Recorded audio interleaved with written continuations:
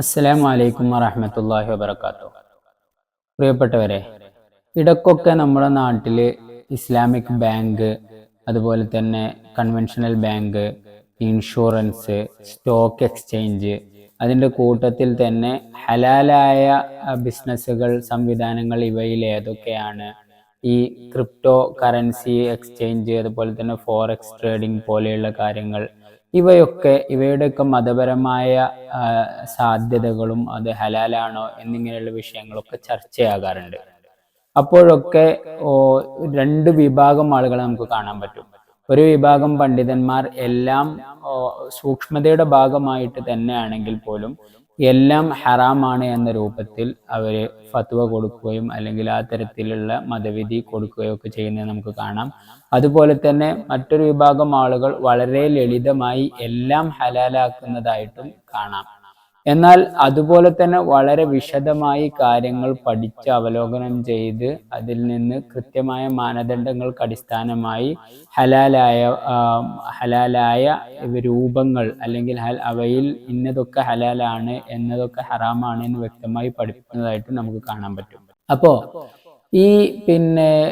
ഈ ചർച്ചകൾ ഒരു ഭാഗത്ത് നടക്കുമ്പോൾ പ്യുവർ ഹലാലായി, അതായത് ഹറാമിന്റെ യാതൊരു സാധ്യതകളുമില്ലാത്ത, പരിപൂർണമായും ഇസ്ലാമികമായ, ഹറാമിന്റെ യാതൊരു സാധ്യതകളുമില്ലാത്ത ഒരു സ്റ്റോക്ക് എക്സ്ചേഞ്ച്, അതല്ലെങ്കിൽ അതുപോലെ ട്രേഡ് ചെയ്യാൻ പറ്റുന്ന, നമുക്ക് വരുമാനം കണ്ടെത്താൻ പറ്റുന്ന ഒരു പുതിയ കാലഘട്ടത്തിന്റെ ടെക്നോളജിയുമായി ബന്ധപ്പെട്ടുകൊണ്ട് തന്നെ മുന്നോട്ട് കൊണ്ടുപോകാൻ കഴിയുന്ന ഒരു മേഖല നമുക്ക് ആവശ്യമാണ്. അല്ലെങ്കിൽ നമുക്ക് കൂടി ഈ ഹറാമിനെയും ഹലാലിനെയും ഒക്കെ പരിഗണിക്കുന്ന ആളുകൾക്ക് കൂടി അത്തരത്തിലുള്ള ഒരു മേഖല തുറന്നു കിട്ടണം അല്ലെങ്കിൽ ആവശ്യമാണ് എന്നൊക്കെ നമ്മൾ ചർച്ച ചെയ്യാറുണ്ട്.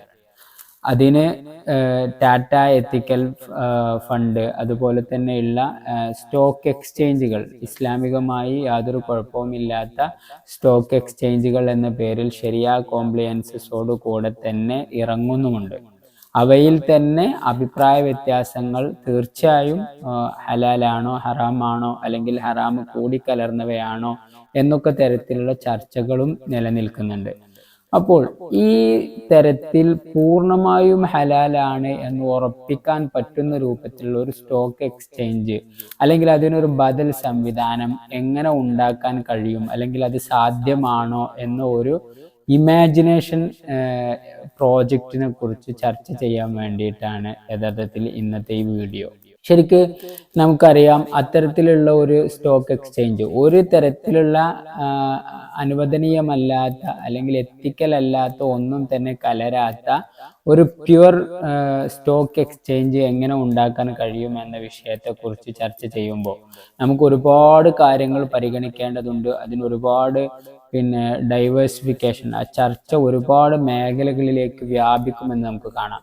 എങ്കിൽ പോലും ഈ വിഷയത്തിൽ അതിൻ്റെ ഒരു ക്ലിപ്തം, വളരെ ഹ്രസ്വമായ ഒരു രൂപം മാത്രമാണ് ഇവിടെ നമ്മൾ ചർച്ച ചെയ്യുന്നുള്ളൂ. ഈ പ്രോജക്റ്റിന് അല്ലെങ്കിൽ ഈ ഒരു എക്സ്ചേഞ്ചിന് നമുക്ക് പ്ലോട്ട് എക്സ്ചേഞ്ച് എന്ന് പറയാം.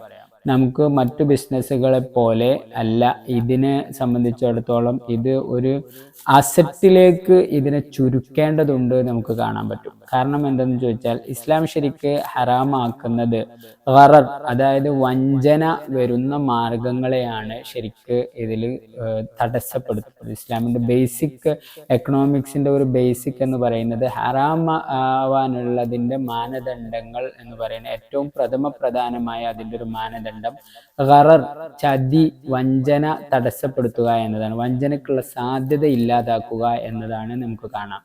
അപ്പോൾ അത് ബേസ് ചെയ്തിട്ട് ഇതിനെ ഒരുപാട് പ്രോജക്റ്റുകളിലേക്ക് ഇതിനെ കൊണ്ടുപോകാതെ, അല്ലെങ്കിൽ പ്രോജക്റ്റുകളിലേക്ക് ഒന്നും കൊണ്ടുപോകാതെ കൃത്യമായി റിയൽ എസ്റ്റേറ്റ് മാർഗത്തിൽ നമ്മൾ ഈ ഒരു വിഷയം സാധ്യമാക്കുകയാണെങ്കിൽ, അതായത് അതിൽ എക്സ്ചേഞ്ച്, നമ്മൾ പറയുന്നത് പോലെ പ്ലോട്ട് എക്സ്ചേഞ്ച്, ഒരു എക്സ്ചേഞ്ച് ആണ് നമ്മൾ ഈ ഒരു പ്രോജക്റ്റിന്റെ ഭാഗമായിട്ടുള്ളത് എങ്കിൽ ആ പ്രോജക്റ്റ് കൃത്യമായി ആ ഒരു എക്സ്ചേഞ്ച് കൃത്യമായി ഓരോ സ്ഥലങ്ങൾ അല്ലെങ്കിൽ ഓരോരോ പ്രോപ്പർട്ടികൾ ഏറ്റെടുക്കുകയും ആ പ്രോപ്പർട്ടികളെ മൈക്രോ ഷെയറുകളാക്കി പർച്ചേസ് ചെയ്യാനും അതുപോലെ തന്നെ അതിൽ നിന്ന് ആ പ്രോപ്പർട്ടിയിൽ നിന്ന് വരുന്ന വരുമാനം അത് ഡിവിഡൻഡായി അല്ലെങ്കിൽ മന്ത്ലിയോ അല്ലെങ്കിൽ ഇയർലിയോ അല്ലെങ്കിൽ ക്വാർട്ടർലിയോ വരുമാനം കിട്ടുന്നതായും അതുപോലെ തന്നെ അസറ്റിന് സ്വാഭാവികമായും ഡിപ്രിസിയേഷൻ അതുപോലെ തന്നെ പിന്നെ ഷെയർ അപ്രൈസൽ അതിന്റെ വാല്യൂ അപ്രൈസൽ എന്നിവയെല്ലാം ഉണ്ടാകും തുടങ്ങി അതിന്റെ എല്ലാ കാര്യങ്ങളെയും വ്യത്യസ്തമായ മേഖലകളെ അതിന്റെ ഇത്തരം മുഴുവൻ വാല്യൂ കാൽക്കുലേറ്റ് ചെയ്യാൻ പറ്റുന്ന എല്ലാ മേഖലകളെയും കൃത്യമായി അഡ്രസ്സ് ചെയ്യാൻ പറ്റുന്ന അതുപോലെ തന്നെ അതിന്റെ മാനേജ്മെന്റ് അതിൽ നിന്നുള്ള വരുമാനം സ്വരൂപിക്കുന്നത് വിതരണം ചെയ്യുന്നത് തുടങ്ങിയുള്ള എല്ലാ മേഖലകളെയും കൃത്യമായി ഡിജിറ്റൽ വൽക്കരിക്കുകയും ഒരാൾക്ക് പർച്ചേസ് ഓർഡർ ഇടുമ്പോൾ തന്നെ അത് മറ്റൊരാൾക്ക് സെൽ ഔട്ട് ചെയ്യുമ്പോൾ അത് ബൈ ചെയ്യാനും ഒക്കെ ഉള്ള ഓപ്ഷൻ നേരെ നമ്മളെ സ്റ്റോക്ക് എക്സ്ചേഞ്ചുകളെ പോലെ തന്നെ അതിൻ്റെ സോഫ്റ്റ്വെയറുകൾ അൽഗോരിതങ്ങൾ പ്രവർത്തിക്കുന്നത് പോലെ തന്നെയുള്ള ഒരു അൽഗോരിതം ഇവിടെ ഡെവലപ്പ് ചെയ്യുകയാണെങ്കിൽ ഈ തരത്തിൽ അതിൽ കൃത്യമായ ഒരു റെന്റൽ പ്രോജക്റ്റുകളൊക്കെ ആകുമ്പോൾ അതിൽ നിന്ന് നമുക്ക് ഹറാമായി വരുന്ന വരുമാന മാർഗങ്ങളെ കൃത്യമായി ഫിൽട്ടർ ചെയ്തുകൊണ്ട് ഒരു എക്സ്ചേഞ്ച് രൂപം നമുക്ക് ഡെവലപ്പ് ചെയ്യാൻ പറ്റും എന്ന് തന്നെയാണ് ഈ പ്രോജക്റ്റിന്റെ ആശയത്തിന്റെ ഭാഗമായിട്ട് നമുക്ക് ചർച്ച ചെയ്യാനുള്ളത്. ഇപ്പോൾ നമുക്കറിയാം നാട്ടിലൊക്കെ ഇൻഷുറൻസുമായി ബന്ധപ്പെട്ടിട്ടുള്ള ചർച്ചകൾ വളരെ വിശദമായി നടന്നുകൊണ്ടിരിക്കുകയാണ്. ആ സമയത്തൊക്കെ നമ്മൾക്ക് ഈ തരത്തിൽ ചർച്ചകളിൽ നിന്ന് ആ ചർച്ചകൾക്കപ്പുറത്തേക്ക് നമുക്ക് എന്ത് ഈ വിഷയത്തിൽ ചെയ്യാൻ കഴിയും എന്ന വിഷയത്തേക്ക് കൂടി നമ്മുടെ ചർച്ചകൾ വ്യാപിക്കുമ്പോഴാണ് അത് ക്രിയേറ്റീവായ ഒരു ഉപകാരമുള്ള ചർച്ചകളായി ഭവിക്കുന്നത് നമുക്കറിയാം. അപ്പോൾ ഇത് സ്വാഭാവികമായും സ്റ്റോക്ക് എക്സ്ചേഞ്ചുകളിൽ അതിൽ ഇപ്പോൾ നിലവിൽ ഉള്ള ടാറ്റ എത്തിക്കൽ ഫണ്ട് പോലെയുള്ള അതല്ലെങ്കിൽ മറ്റ് ശരിയാ കോംപ്ലയൻസസ് ഒക്കെ ഉള്ള എക്സ്ചേഞ്ചുകളുടെയൊക്കെ അതിൻ്റെയൊക്കെ ബേസിക് ശരിയാ മാനദണ്ഡങ്ങളിൽ പലപ്പോഴും അഭിപ്രായ വ്യത്യാസങ്ങൾക്ക് സാധ്യതയുള്ള പല ഇടപാടുകളും നമുക്ക് കാണാൻ പറ്റും. അതേ സമയത്ത് ഇത്തരത്തിൽ നമ്മൾ കൃത്യമായി ഫിൽട്ടർ ചെയ്തുകൊണ്ടാണ് വരുന്നത് എങ്കിൽ അവയുടെ ഒരു പ്രോപ്പർട്ടി അതിൽ ലിസ്റ്റ് ചെയ്ത് കഴിഞ്ഞാൽ അത് നമ്മളൊരു കമ്പനിയുടെ ഷെയർ പർച്ചേസ് ചെയ്യാൻ കഴിയുന്നത് പോലെ അതിൽ കയറി നോക്കുമ്പോൾ ആ പ്രോജക്റ്റിന്റെ ആ അസറ്റിന്റെ ഒരു ബ്ലൂ പ്രിന്റ് അല്ലെങ്കിൽ അതിൻ്റെ ഒരു ഡ്രോയിങ് സ്വാഭാവികമായും ഇപ്പോൾ ഒരു ഏക്കർ സ്ഥലമാണെങ്കിൽ അതിൻ്റെ ഡ്രോയിങ് നമുക്ക് പർച്ചേസ് ചെയ്യാൻ പറ്റും.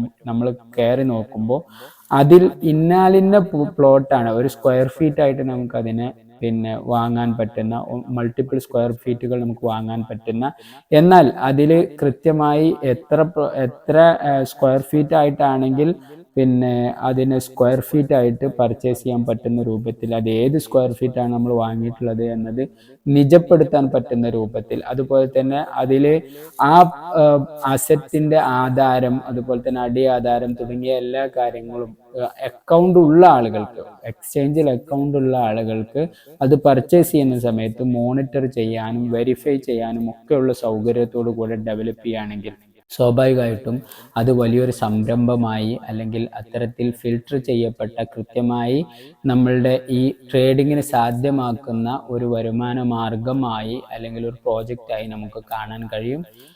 സ്വാഭാവികമായും അത്തരത്തിലുള്ള പ്രോജക്റ്റുകൾ പല സ്ഥലങ്ങളിലും നടപ്പിൽ വരുന്നതും അതുപോലെ തന്നെ അതിൻ്റെയൊക്കെ മറ്റു പല രൂപത്തിലുള്ള പ്രോജക്റ്റുകൾ ഇന്ന് ലോകത്ത് കാണാനും ഒക്കെ നമുക്ക് കഴിയും. നമ്മുടെ നാട്ടിൽ കൂടി എന്തെങ്കിലും ഇത്തരത്തിലുള്ള ഒരു പ്രോജക്റ്റ് ഒക്കെ കൊണ്ടുവരാൻ കഴിയുന്ന ആളുകൾക്ക് അതിനുള്ള എല്ലാ സാഹചര്യങ്ങളും ഉണ്ടാകട്ടെ എന്ന് ആശംസിച്ചുകൊണ്ട് ഈ വീഡിയോയുമായി ബന്ധപ്പെട്ടിട്ടുള്ള നിങ്ങളുടെ അഭിപ്രായങ്ങൾ, നിർദ്ദേശങ്ങൾ അതുപോലെ തന്നെ നിരൂപണങ്ങൾ ഒക്കെ നിങ്ങൾ കമൻറ്റിൽ രേഖപ്പെടുത്തണമെന്ന് കൂടി അഭ്യർത്ഥിച്ചുകൊണ്ട് അവസാനിപ്പിക്കുന്നു. അസ്സലാമു അലൈക്കും വറഹ്മത്തുള്ളാഹി.